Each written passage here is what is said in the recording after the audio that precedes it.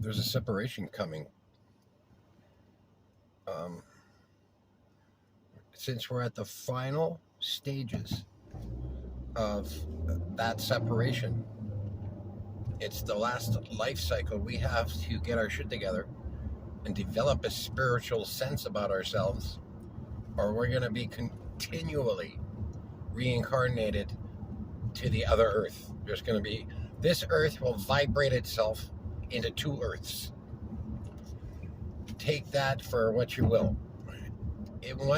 One earth will keep the positive emotional energy, which translates itself automatically into the spiritual positive energy. That's what a human emotion is. It generates spirit. For self to know self, emotional truth, spiritual daughter born in the immaculate conception between you and the life source. But because we have duality and the dark wisdom, the angry person's wisdom that leads to evil, that needs the lie to survive,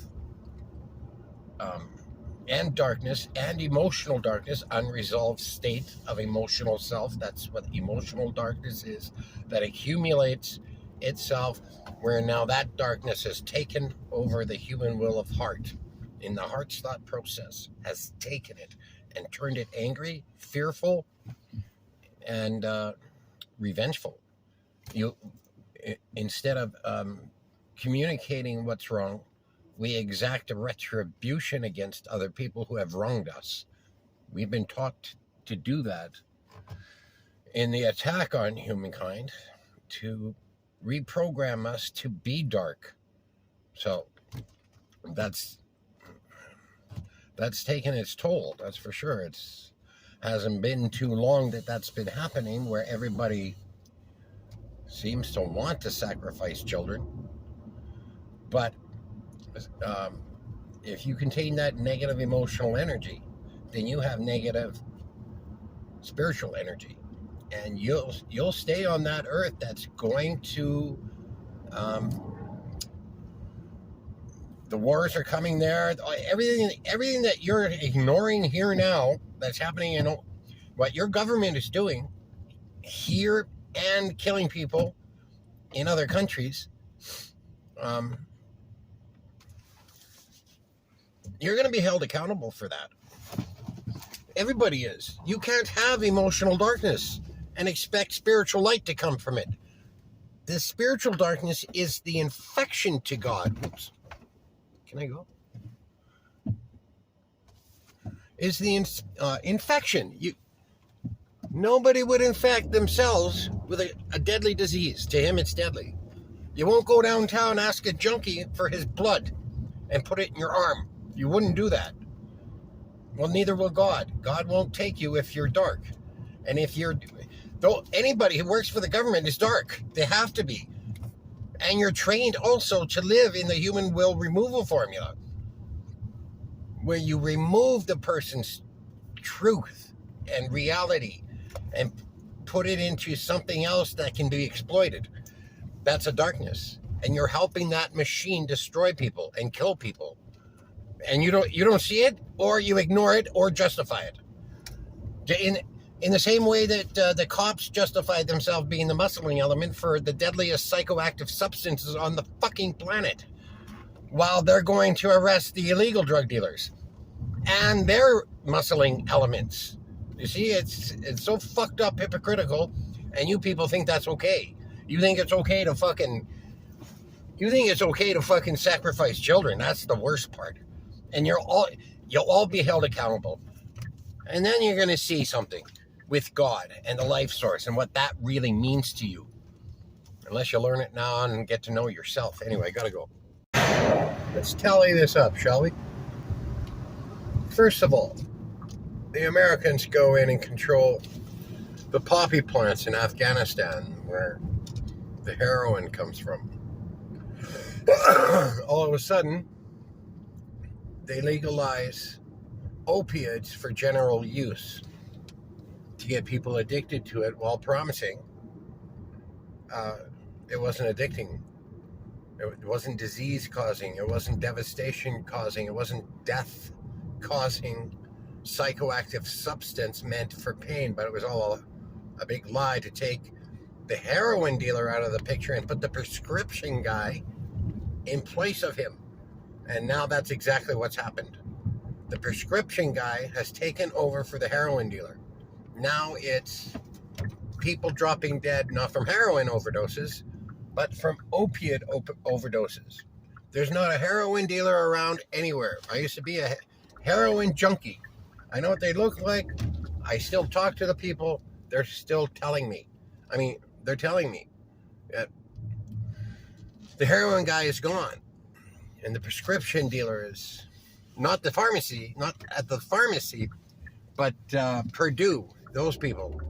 What did they do? They got in so much trouble. It was all a big scam. Sure, they paid $3 billion in fines, but they made $7 billion at the time. So that's just an operating cost. Every drug dealer has an operating cost. Not only that, they were allowed to continue to sell the fucking opiates. Not allowed to, but the judge was obviously paid to allow it. And now there's no more heroin dealer. So it's that kind of darkness and evil that's going to be removed. Although we get to punish the few who are left behind for our own healing purposes, which we're not going to hurt them physically, but they're going to get punished because look what they did. They did what the alcohol dealer does and the weed dealer does and of psychoactive substance. It's just different forms of the same psychoactive substance. Addiction. You get people addicted and afraid, you control them. And how many people are addicted to alcohol and then claim they're not and go to work the next day? You're being manipulated. You're being puppeteered. And it's not a call to arms. It's not a call to stand up and go out there and protest. Oh, what a joke that is. I can't believe you people get off on protesting when the end result is always the same. Nothing gets done. But you stand out there, this or that and this, and nothing gets done. Because you're paralyzed fear mongers. You communicate with your wisdom of fearing after communicating with your wisdom of anger, after communicating with a silence that no longer wants to talk to you because you're emotionally dark, which translates itself into spiritual darkness. What else? Holy fuck. And then there's the cops, judge, and jailer protecting those drug dealers, protecting the heroin dealer or the opiate dealer, like I used to protect the heroin dealer downtown Eastside Vancouver when I was a back alley junkie. There is no difference in behavior, and we're both going to be held accountable for that. Do you understand that? And the people that we either hurt ourselves or indirectly hurt. See, I indirectly hurt. It's the same hurting, but I didn't smash the guy or nothing. It's the same hurting to God. There's no, if it's not light, it is darkness. That's what Jesus said. It is black and white. This gray area and reasoning for the gray area is all the woman, the soul, left without the male, the masculine element to masculinize the feminine element of self before acting on that raw, open, emotional information that we receive in that silence. The emotional truth born in that moment is knowing the emotional heart in experience, in human experience between each other, in our relationship dynamic with each other. Doesn't matter, like me and the stranger over there. That's a relationship dynamic. If I went and spoke with that person, you see, it's a dynamic. That's what I mean. Some people don't understand it. I know I didn't know what it meant before I was taught. Anyway. What else? Stop being a fucking drug dealer. Can you do that? No. No, you can't. There's too much money, too much greed, too much evil, too much darkness. And it never comes unless through one avenue. All that stuff. The justification of darkening your own emotional truth before acting. Like the judge, he darkens his own emotional truth that says, no, I'm not the same thing as the street punk protecting the street heroin dealer. I'm different because it's opiates.